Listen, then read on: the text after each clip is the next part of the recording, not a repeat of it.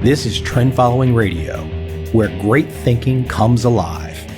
Nobel Prize winners, legendary traders, best-selling authors, and the pros that know what drive us irrational human beings. I am your host, Michael Covel.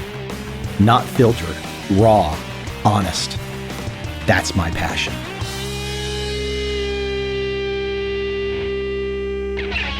Three weeks. That's about all I can do. What am I talking about?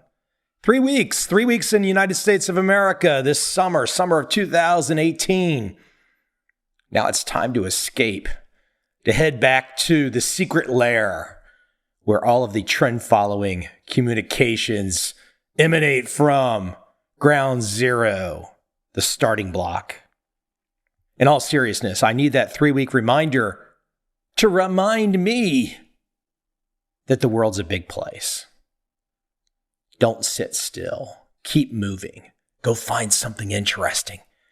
Damn it, if you're sitting in the cube right now and you look down and there is some gelatinous pile of you-know-what hanging over your belt buckle, but everything else looks great. The bank account looks great. Oh, the insurance is up to date. All your taxes are paid. It's all perfectly fine. No, it's not. Get the hell up and move. Get your groove on. Get out of the door. Get on a plane. Go somewhere that makes you nervous. Go somewhere that causes the blood pressure to change. Go someplace where you get excited. Oh, you don't know what that is? Oh, yes, you do. It's the place you don't want to go to. It's the place that you're scared of. That's where you want to be. That's where you want to go. That's where you recharge the batteries. That's where you replace the batteries. That's where you throw the freaking batteries out and start anew. Oh, I can't do that now. I'm 30, I'm 40, I'm 50. Oh, shut the hell up with the excuses. Come on. Just go. So my just go this summer was to pop into the States for 3 weeks. And I'm ready to go again. Now, with all seriousness, that's no great knock on America. But the world's just too big. Too much to see. And by the way, I've spotted this new creature in America. It's the modern American male in his natural habitat.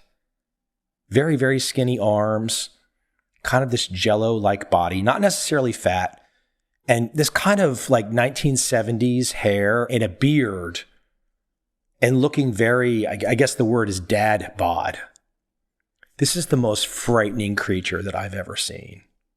I look in the mirror and I say to myself every day, my gosh, please, if it starts to look like that, give up, jump off the cliff. Just don't let that happen. I took a picture of some poor soul the other day. He probably thought I was taking a picture of the bank or something. I was taking a picture of this guy that was the perfect cartoon for the modern American male. I felt like I was in a zoo and I saw this creature, this guy, this poor guy. And I was thinking, what has gone wrong in his life that he thinks this is the way? What's gone wrong?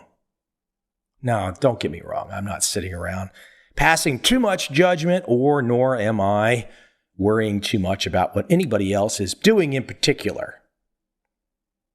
But there is something about a little gusto in life, taking care of oneself, self-respect, still being able to throw a punch.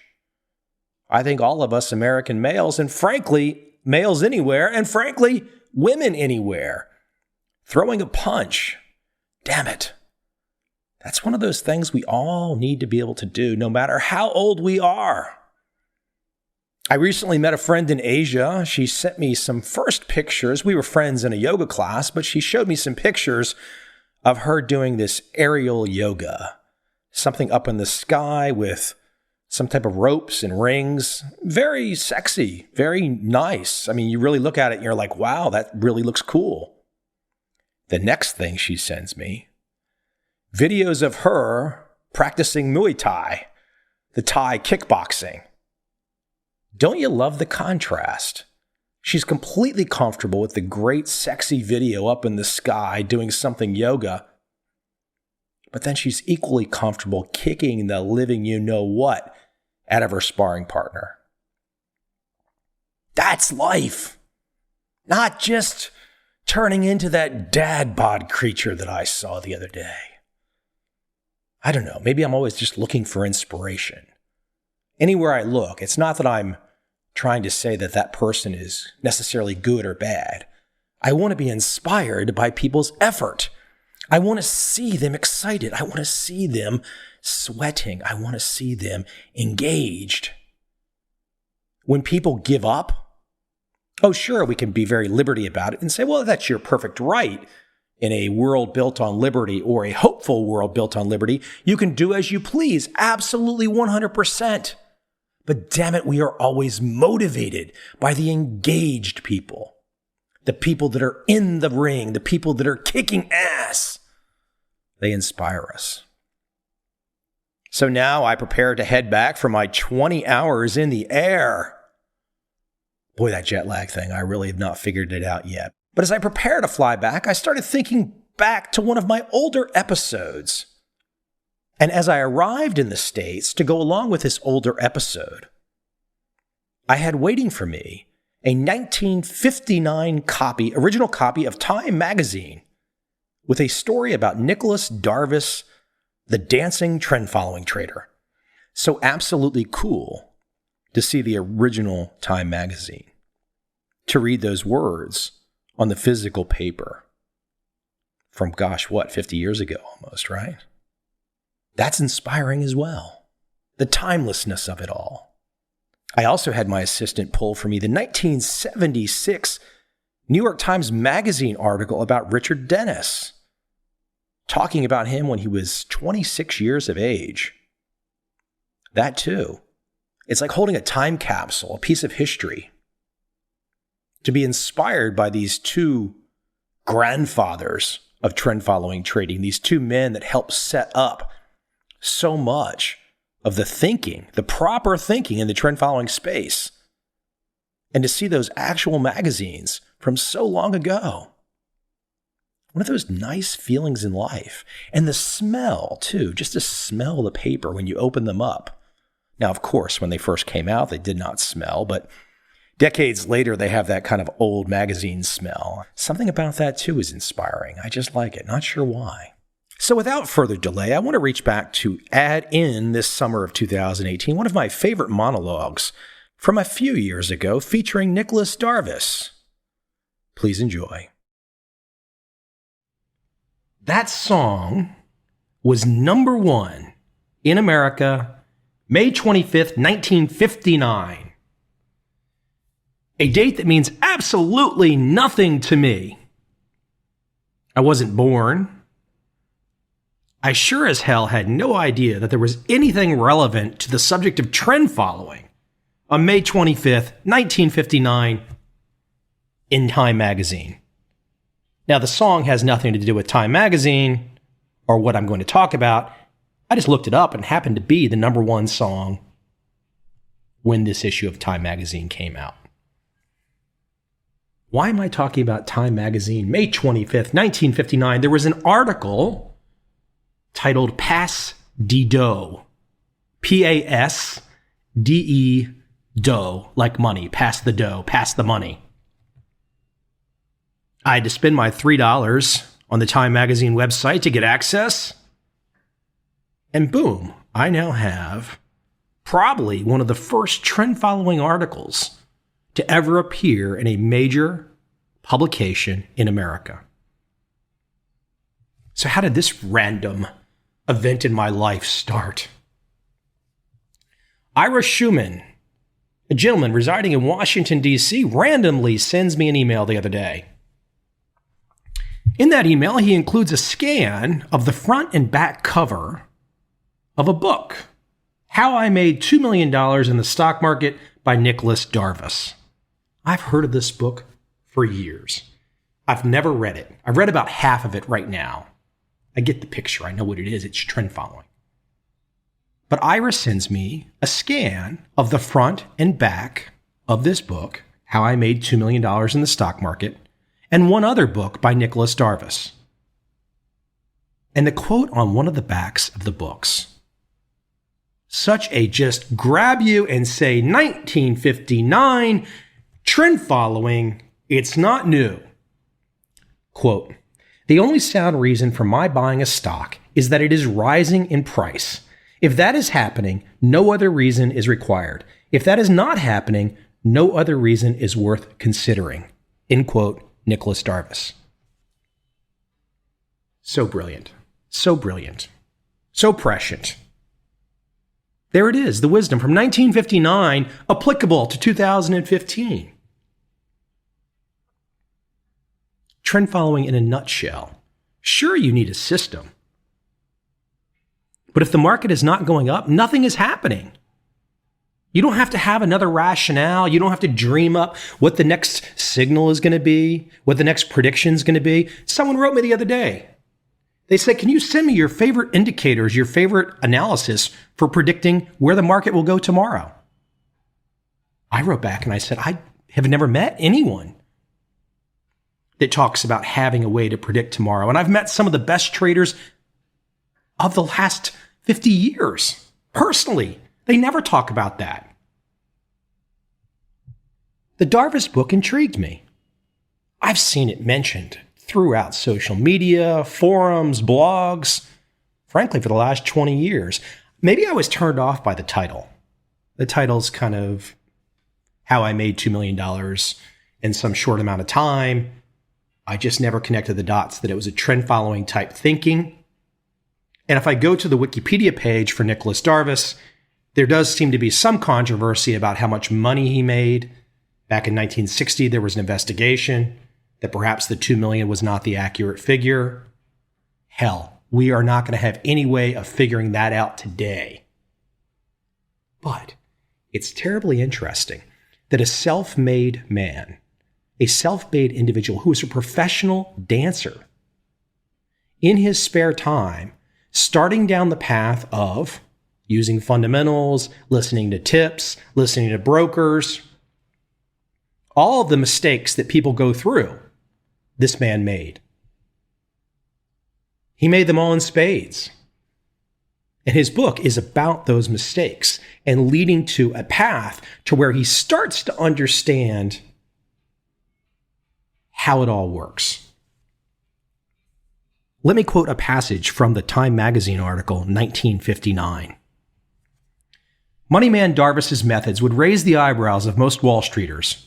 Instead of studying what Wall Street calls the fundamentals, price-earnings ratios, and dividends, he judges public enthusiasm, a method that works best in volatile markets.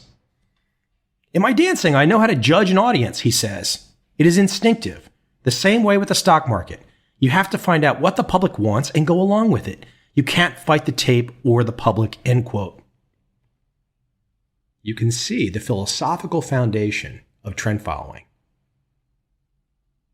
I just find it so damn cool to be sitting here reading an article from 1959, timeless, absolutely 100% timeless. And such a vast majority of the population would hear Time magazine article 1959, that has no value for me in making money in 2015. They would just dismiss it summarily. We all know those people. Now, just as a side note, that's one of the reasons trend following will always continue to work. Let me continue from the Time magazine article. Darvis' system is tailored to his job, since he has to do trading from wherever he is dancing. He recently completed an Asian tour. He ignores tips, financial stories, and brokers' letters, and has never been in a broker's office. What another great aspect of the lessons that we can learn from 1959 and 2015. Location independence. You can be anywhere. You could absolutely be anywhere to be a trend following trader. It does not matter where you are. I am being 100% dead on speaking the truth.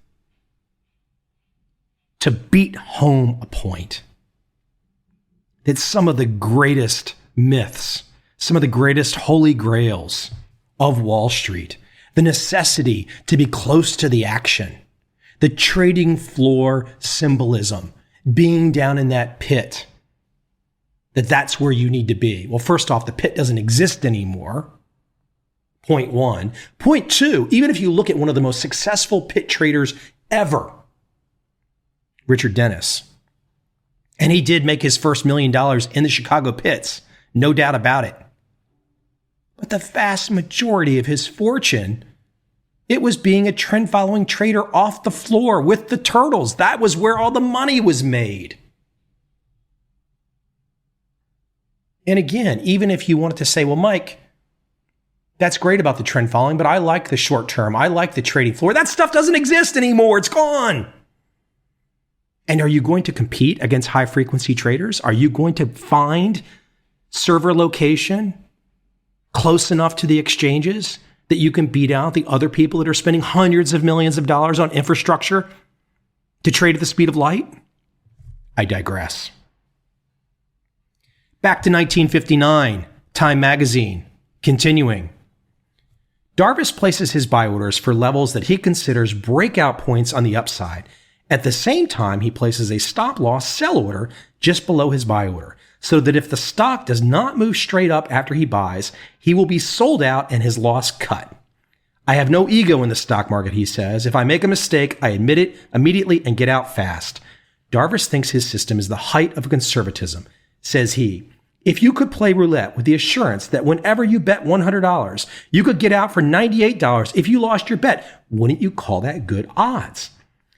If he has a big profit in a stock, he puts the stop loss order just below the level at which a sliding stock should meet support or an exit signal.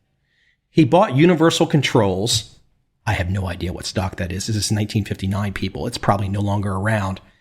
He bought Universal Controls at 18, sold it at 83 on the way down after it had hit 102.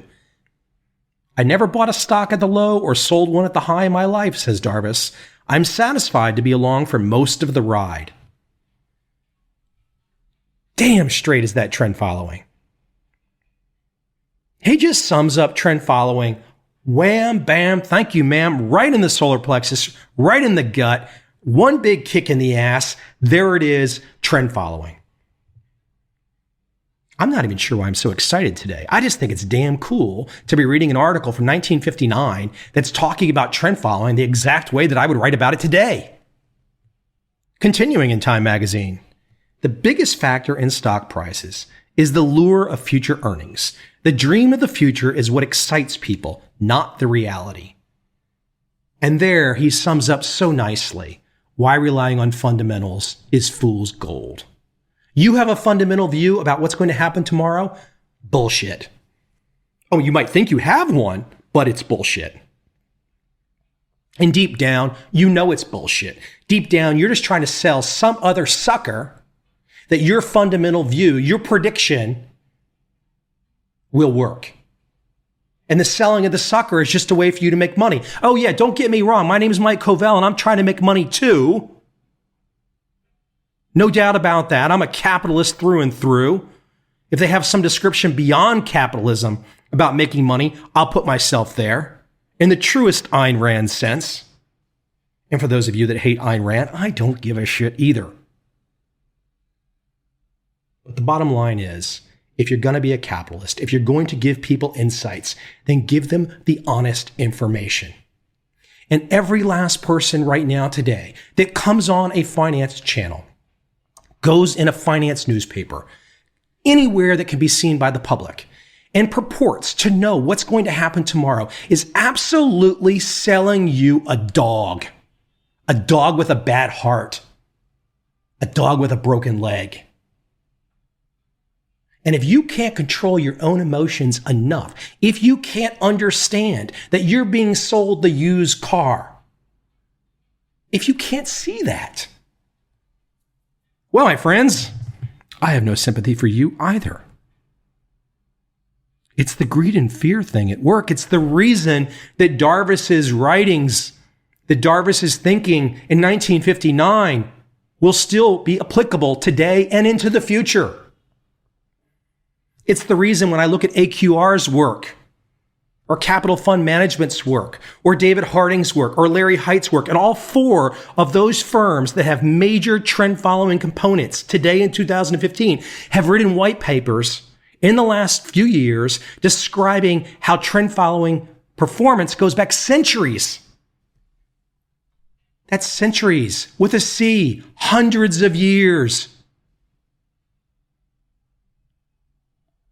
So I guess by that comparison, the 1959 article in Time magazine about Nicholas Darvish should not have me so excited. A few other great lines from his book. I just jog along with the trend trailing my stop-loss insurance behind me. There are no good or bad stocks. There are only rising and falling stocks. I knew nothing about it, nor could I find out very much. Yet I assumed from its continuing rise in high volume that some people knew a lot more about it than I did. In the same way, I decided that if a usually inactive stock suddenly became active, I would consider this unusual. And if it also advanced in price, I would buy it. I would assume that somewhere behind the out-of-the-ordinary movement, there was a group who had some good information. By buying the stock, I would become their silent partner. What a great way to also reframe the thinking, to reframe what trend following is. You are the silent partner on the trend. You do not know why the smart money is pushing the market or moving the market. You don't know and you don't care. You are the silent partner along for the ride. I just got back from Beijing within the last few weeks. I spoke to over 1,100 people. Check out my monologue about going to China if interested. Not trading related, but gives a great insight into China. One of the things that I talked about with my new friends in China, and this was on June 20th, with the Shanghai index at just about all-time highs, I said, if it keeps going up, buy it. It's in a bull market. Of course, everyone loves that. But in the very next breath, I said, but if it goes down, and you have to know when your going down point is hit. If it goes down and it hits a point, you have to get the blank out. Well, roll forward a few weeks, and the Shanghai is now down 20%. I surely hope some of my new friends in China had an exit strategy, because all the stops were hit. Darvis, 101, 1959.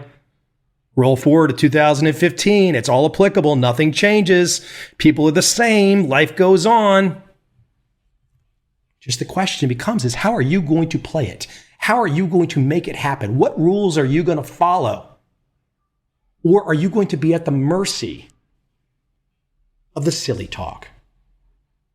You could be all panicky about Greece. What's going to happen with Greece? The end of the world's going to happen. A country of 10 million people is going to bring the entire world of over 7 billion people down to its knees. You can worry about that. You can keep yourself in that place. Don't do that. Don't let yourself. You know why I love watching the Greece story? Not because it affects my investments or trading. I just love watching the chaos. I love watching the circus. I love analyzing the psychology of all of the players, from the man on the street at the ATM to the higher up finance ministers to the various Euro technocrats making decisions. I love watching the entire game in play because it's just one big game. And that's my own little perversion, so to speak. I sure as hell am not going to apply money off any of that analysis, though, because my analysis of all of those events is worth absolutely nothing. Just like your analysis of those events is worth absolutely nothing. The only analysis that's worth a damn thing, just like the Shanghai index example that I just mentioned, is the price analysis. If the price is going up, great, you're long. If the price is going down, great, you're either out or you're short. That's it. Yes, it gets a little more complicated than that. Yes, you need rules. You need a complete exit strategy. You need to have a strategy for how you select your portfolio. You're not going to trade every market. You need to have a strategy for how you're going to size your position. How much are you going to bet on every trade? You can't bet unlimited money because you don't have unlimited money. So how much capital are you going to bet of your limited capital? Yeah, you better think that through before you get into the game. The game's always going to be there. So just be patient, get your rules together. For example, read Darvis's book. We all don't have enough time to make all the mistakes that we could possibly make in our lifetime. The smart people avoid making some mistakes and learn from the mistakes of others. That's progress. Now, you can be a little cocky about this. You can be a little egotistical about this. And you can say to yourself that I have to learn all of my mistakes on my own. Well, yes, you can do that. Good luck. Best of luck to you. A few more bullet points from Mr. Darvis, summing up some of his thinking and his lessons. He describes his box technique, which was very similar to a breakout. Number one, this experience, as I see it, was an important turning point of my stock market career, this boxes thinking. Number two, it was at this point that I finally realized that. Number three, there is no sure thing in the market. I was bound to be wrong half of the time. Number four, I must accept this fact and readjust myself accordingly. My pride and ego would have to be subdued. Number five, I must become an impartial diagnostician who does not identify himself with any theory or stock. Number six, I cannot merely take chances. First, I have to reduce my risks as far as humanly possible. 1959 is 2015. The circle's unbroken. It's all the same. Good technique then is good technique today. There are many forms of trend following trading. The example that I talk about today with Nicholas Darvis is just one. His box theory. Very similar to a breakout or a Bollinger Band. Very similar. But as I say that, remember, this is about a complete trading approach, not just getting fascinated or excited with some sexy indicator. Please don't do that. But once you have that approach, once you've settled on your system, now the game has really just started. Because once the system is in place, and please go back and listen to my most recent podcast with Ed Sakota, we go straight into the psych issues, the mental issues, the emotional issues. Because once you have that system, whether it's Darvis's trading system or some other trading system, the mind quickly becomes paramount. Your mind, how you handle your daily life. How do you navigate the stresses? How do you navigate the onslaught of information coming at you? That was part of the genius of Darvis, was figuring out a way to block out all of the noise, the extra information, the information that was irrelevant, not important, simply not useful. But this is not easy.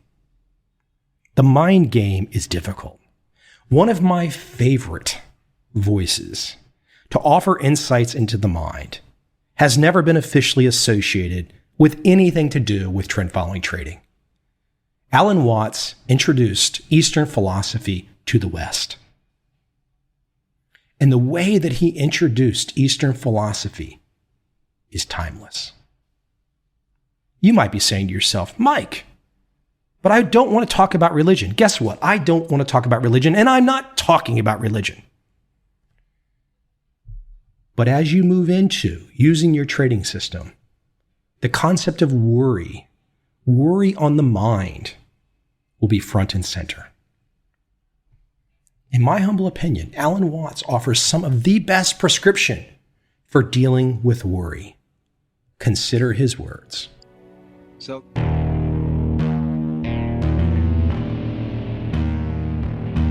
I see a time when those awake will understand how to make money in up, down, and surprise markets.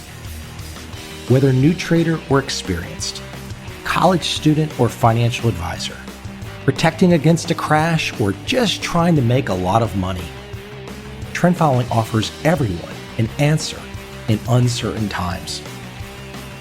To get started immediately, send me an email, michael@covel.com.